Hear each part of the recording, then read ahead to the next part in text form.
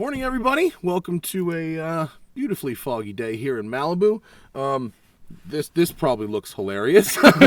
This is Tyson. Thank you for coming down, braving the potential rain. And this is your MG Midget. Tell me about this midget. It's a 1971. It's got a 1.3 liter, and it is very hilariously small looking in the engine bay. It's amazing. Very small looking. It is very slow, but very fun. And 71. So what does this 71. thing weigh? It weighs, if I remember right, well, with us it's different, obviously. But Obviously, it's about I ruined the power to weight of any car. It's about 1,700 pounds. Oh, it's very light. Okay, yes. So I see some basic gauges and headlights, starter button. Okay, well, this is race car typing, so what do I do? Key? So just turn on the key, Uh-huh. fuel pump down, and then wait a couple seconds and start it. Get some gas. Oh, there you go. Yeah. Here we go. And normal pattern gearbox, 4-speed? Yes, 4-speed. Third is very close to first, so you're probably... Okay. I'll be careful. Yeah, no worries. 3 shift. The view out of this hood is excellent. And I have no alternative but to drive with my arm outside the car. That's true. Wow, the gear shifter is very nicely engages. It's good. Is it handbrake off? Yeah, all good. There's third. Perfect. Okay, we're off. This is pretty fantastic already. It's a lot of fun. I really like it. I can't fit for shit, but... Yep. Alright, you don't have to input hardly any steering. Very, very light steering. Very light. Yep. So when did you buy this car? I bought this July of 2012. And what made you want a midget? I couldn't afford a mortgage three-wheeler. You know, the driving experience is pretty similar. It's pretty similar. Yeah. See, the fourth gear. There's a lot of body roll, but the tires tires and steering give really good feedback. I should probably check the brakes. Oh, okay. Brakes are pretty good. Manual brakes, yes? Yep. Okay. They'll be a little bit spongy in the first little bit of stroke. Other than that, they're good.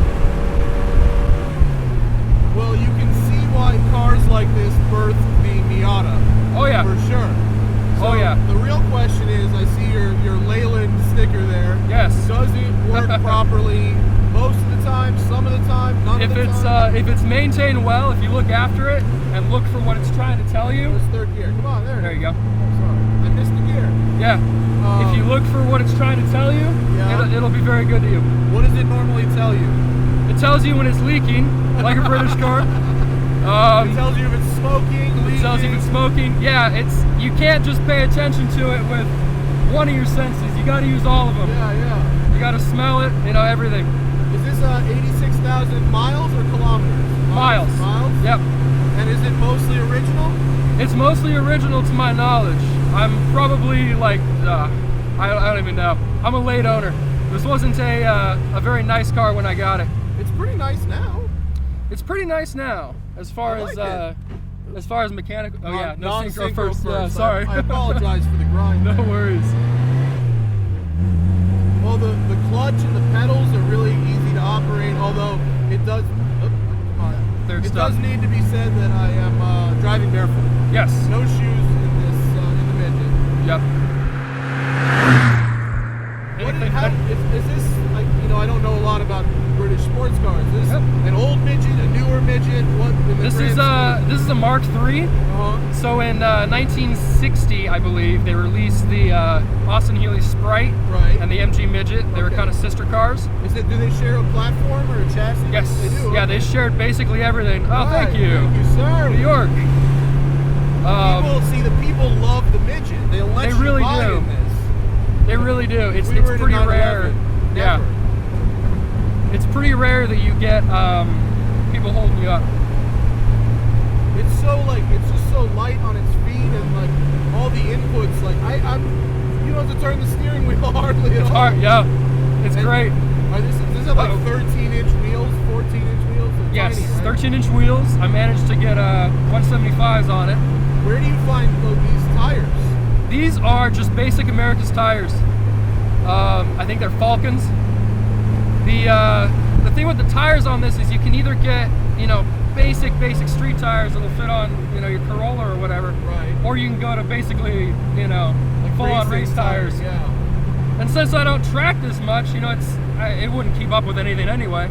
I figured I'll just keep it on the street tires and enjoy it for what it is. Well, I feel like this car is best enjoyed at a spirited cruise, you know? It is. There's no backfires going on there. Yeah, when you let off, it'll do it. This thing is cool. I mean, it's got a lot of character. Exactly. It's very driver friendly. Yeah, absolutely. Other than me missing third gear because that was my first time. Yeah, it happens. Oh man, there's a lot to like about this thing. Let's flip around and see how we have had the gravity assist. It is true. And so let's see how it does going up the hill. I'm cold though. This is this is not, especially because my arm is, you know, fully outside the car. I'm getting the. Yep. You get a lot of. Like I said, it's a sensory car more than anything. Oh, it's so cool though. Does it get like good fuel economy? Not that I really care about that, but. Well, obviously I didn't either, and it gets gravity reverse. No problem. It gets extremely good fuel economy. Really? It's at least in the high 20s in Canada. Really? Oh, yeah. That's great. All right. It's little 1.25 SUs, 2 of them, SU carbs. And really cool looking air cleaners on them as well. Love classic. Thanks. This is the floorboard. Oh yeah. Like I said, you can floor through every gear and it'll be perfectly happy.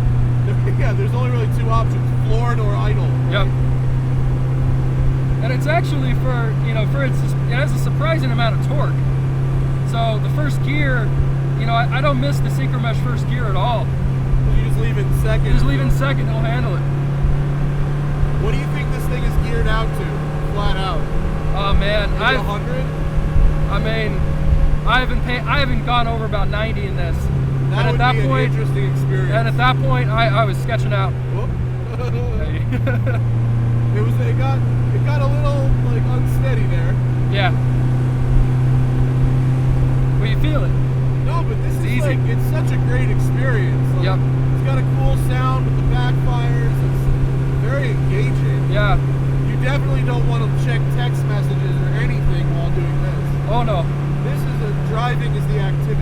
Absolutely. And there's no roof at all. No roof at all. I took it out, and I don't fit with my head under it anyway, so I said screw it.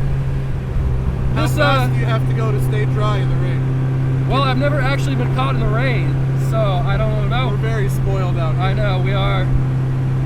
But my goal with this car eventually was to actually take it across country. Oh my God, you brave soul. And I decided that was not the best car, so my friend and I are planning on doing it in a Miata. Okay. With no top. Yeah, that's like the same experience with less headaches. Exactly. I really like this thing. I'm so glad you brought this out. It's great. It's a lot of fun. That was almost hit the wiper. Oh, yeah, there are no wipers anyway. I'm so worried because these suction cups, if a wiper blade catches the edge, the camera can go flying. So when I whacked the stalk, I went into a panic for a second. You're all good. Not realizing how safe we were in that situation. Yep. Hard brake. Yeah, you got to get pretty deep into the brake pedal. Yeah, on the first one, they have a little bit of air in them. Are there drums in the back, or is it drum rears? Yeah, drum rears, front disc. The fronts have uprated Porterfields, but other than that, well, like you said, you're not doing track days. Exactly.